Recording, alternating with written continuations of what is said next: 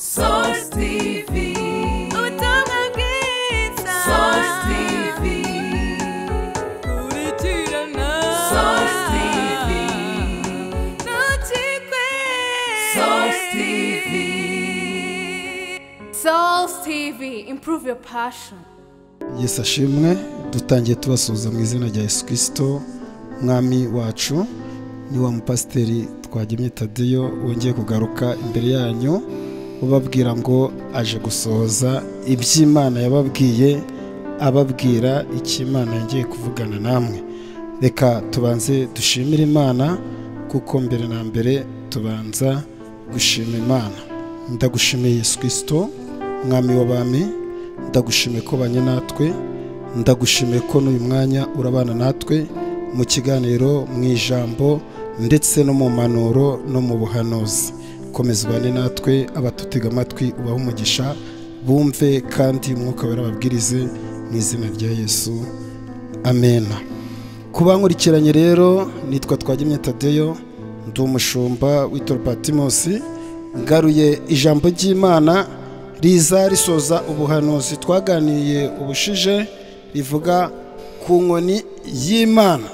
Mwuzaniye ubuhanuzi bukubwira icyo ugomba gukora kugira ngo ibyo wabwiwe n'abahanuzi ndetse n'aho wasengeye icyateye cyangwa icyazanye impamvu yo kuba utarasubizwa.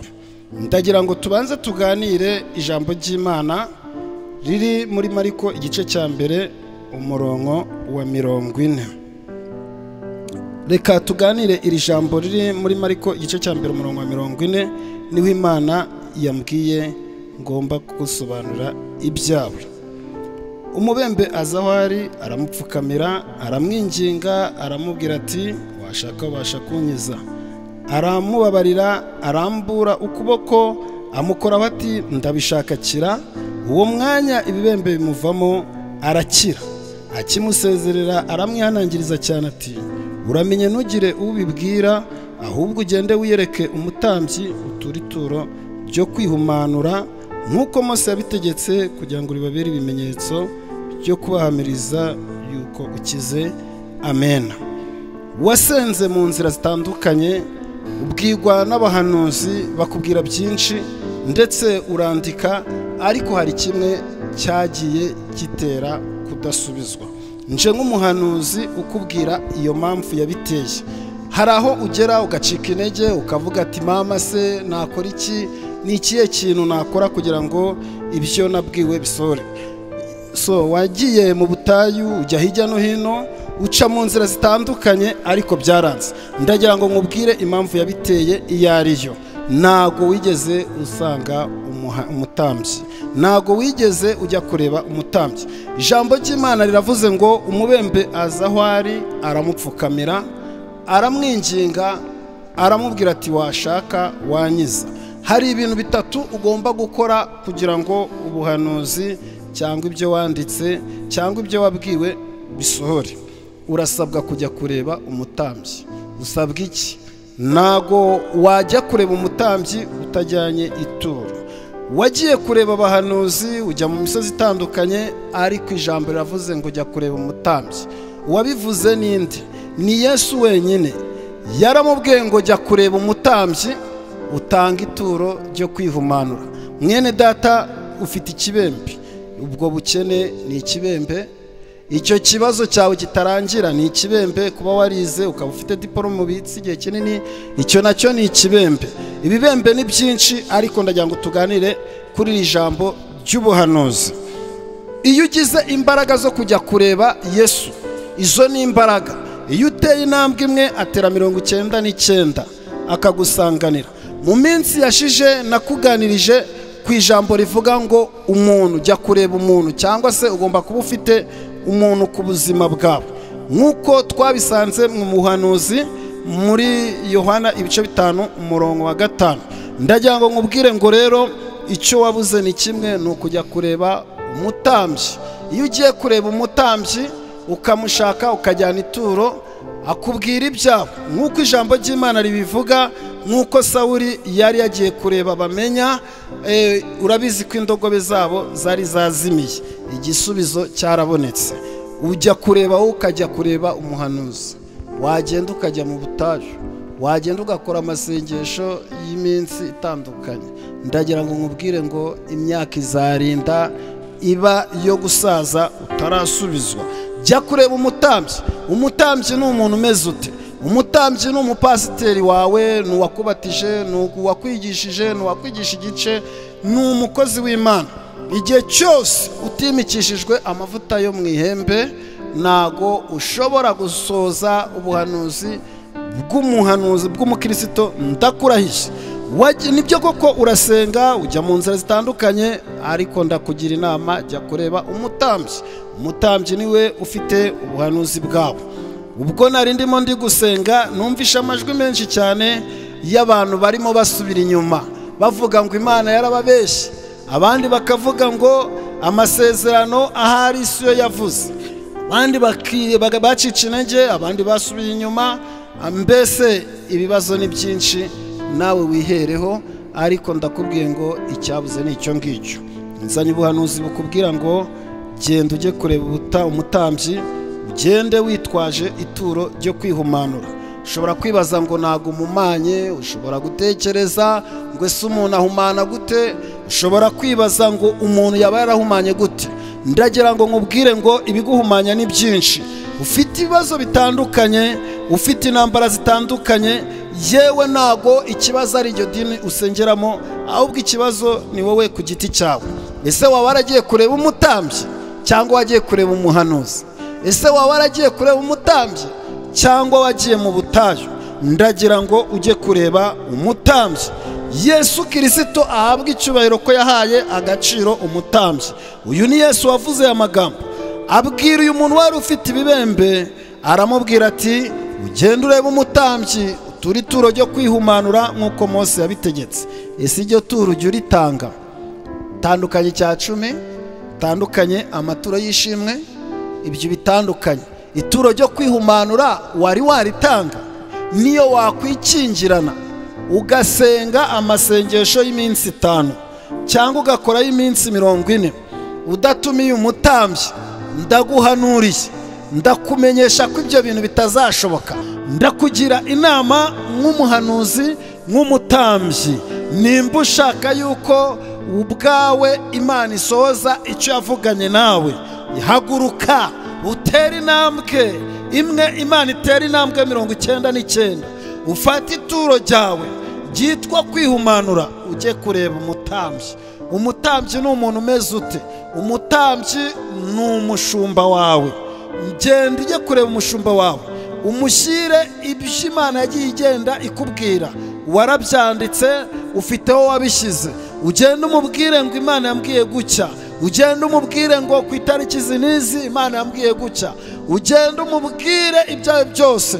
Arakugira inama, arakuramburaho ikiganza nk'umushumba wawe, nk'umutambyi, araguhumanura.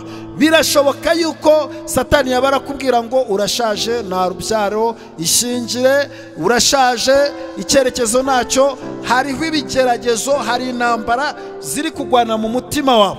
Ndakugira inama, jya gushaka umutambyi. Icyambere, jyaho Yesu ari.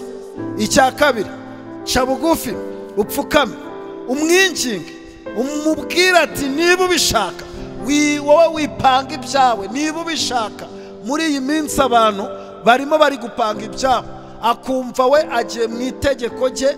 Genda ubwire Yesu ngo nimba ubishaka, nyiza ikibembe. Ushobora kuba ari ikibembe cy'ideni, Yesu arabishoboye. Ashobora kuba ufite ikibembe cy'ubukene, Yesu arabishoboye. Erega niyo diporo mubitse igihe kingana gutyo, nshuti yanjye, icyo nacyo ni ikibembe. Ushobora kuba uri mu idini runaka, ariko ukabona ufite icyo bita icyanjiro. Umuntu wese yakureba akagusomamo ikibazo, jya gushaka umutambyi. Shaka pasiteri wawe. Kumubona nubwo bigoranye, kumubona nubwo bivunanye, oya, nawe jye byigana nka wa mugore, icyago cyawe kirakama. Byigana, nugerayo ugasanga nibirakunda, wongera usubireyo. Nimba ibyifuza ariko wa kabiri subirayo, kuzageza igihe uzabonana n'umutambyi. Nubona n'umutambyi, icyago cyawe kizakama. Ese Yesu mubona gute? ese ni mu kanwa k'abahanuzi? Ndagira ngo nkubwire ngo abahanuzi hari icyo badashobora. Umutambyi, Yesu avuga umutambyi nibamenya, iyo uriya muntu atajya gushaka umutambyi ngo atange ituro ryo kwihumanura, nibyo ari gushoboka. Ese wagiye gushaka umutambyi? Ubwo bugwayi buri mu nda yawe, jya gushaka umutambyi. Icyo kibazo cyawe, jya gushaka umutambyi. Ukuri gukora bikanga, jya gushaka umutambyi. Ese umuntu ajya kureba umutambyi gute? Genda witwaje ituro ryo kwihumanura, kuko birashoboka ko waba warahumanye. Umuntu ahumana ari mu nda ya nyina, umuntu ashobora guhumana mu kazi, umuntu ashobora guhumana mu baturanyi, nawe ubwawe ushobora guhumana igihe wicaga amategeko y'Imana. Abantu bamaze kuva ku rugero bari bariho bajya mu rundi rugero, bamaze guhumana. Ese wowe iyo wicaye wumva utarahumanye? Ndaguhanuriye nk'umushumba w'Itorero Patmos, ndakubwiye ngo jya gushaka umutambyi. Umuntu yagiye gushaka umutambyi hari ibyo yitwaza. Genda witwaje ituro ryo kwihumanura. Imana ibaha umugisha. Wakumenyeshaga ibyo yari twagemye Tadeyo, umushumba w'Itorero Patmos. Nashaka kubwira ngo iyo niyo nzira. Imana yari maze kunsobanura imbwira ngo nze nkubwire icyo ugomba gukora. Kwikijyana mu nzu nta gisubizo, ahubwo Satani yagutera ukiyahura. Kujya gusenga cyane nta gisubizo, kujya mu butayu nta gisubizo. Igisubizo Imana imbwiye, jya gushaka umutambyi. Reka dufatikanye dusenge aho uri hose. Izere iri jambo riri muri Mariko igice cya 1:40. Numara kwizera iki cyanditswe cyangwa ubuhanuzi, ubundi utega amatwi musengere. Ushobora kuba ufite indwara ikomeye, ushobora kuba uri kwa muganga, ushobora kuba uri mu bitaro, ushobora kuba uri gukorera abandi cyangwa wikorera, ushobora kuba uri mu bucuruzi bwawe ariko ukabona nta gisubizo. Ushobora kuba ufite ubwoba bw'ideni ufite, ushobora kuba kandi nabwo witinya, urimo gutinya gukora kubera abo wahuye nabo bakubwira ngo barahombye, nawe ukaba wumva uzahomba. Urugo rwawe rushobora kuba rukunaniye, nawe ubwawe ushobora kubabona nta gisubizo. Satani ari kukubwira ngo iyahure, ariko umva igisubizo umwuka w'Imana akuzaniye. Jya gushaka umutambyi. Nakugiraga inama nk'umuhanuzi. Imana iguhe umugisha. Reka uce bugufi aho uri hose dusenga Imana. Ndagushimiye Mwami Yesu kubw'ubu buhanuzi umanuriye mu matwi y'ubwoko bwawe, mu izina rya Yesu Kristo. Reka izi mbuto zigwe mu gitaka cyiza, zera imbuto 170-150, nizice mu gutwi ngo zinguke mu kundi. Kubw'aba bana bawe manuriye, kubw'igihugu cy'u Rwanda ndetse n'abakristo, reka bumvire iri jambo ryawe, maze umwuka wera riherekeze, babe nk'umuzabibu weze imbuto nziza. Bazagushimira, bakangure kujya kureba umutambyi, maze uwumviye ubu buhanuzi umuhe umugisha mu izina rya Yesu. Amen. Shalom, shalom. Source TV. Source TV. Source TV. Source TV. Source TV. Improve